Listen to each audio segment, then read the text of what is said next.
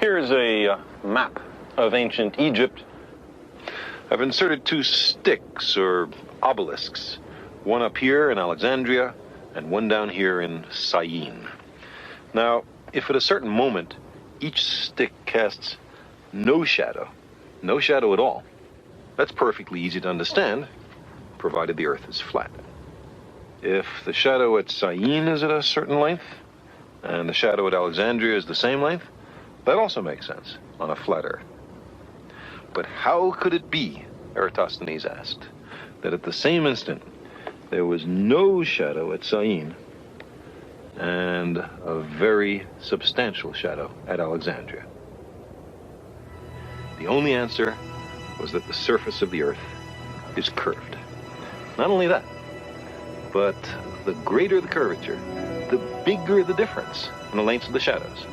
The sun is so far away that its rays are parallel when they reach the Earth. Sticks at different angles to the sun's rays will cast shadows at different lengths.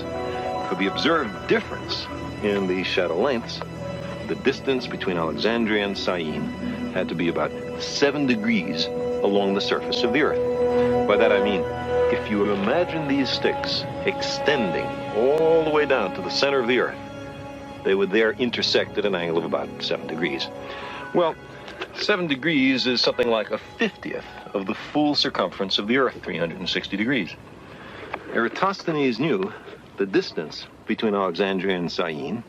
He knew it was 800 kilometers. Why? Because he hired a man to pace out the entire distance so that he could perform the calculation I'm talking about.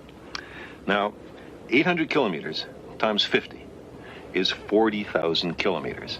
So that must be the circumference of the Earth. That's how far it is to go once around the Earth. That's the right answer. Eratosthenes' only tools were sticks, eyes, feet, and brains, plus a zest for experiment.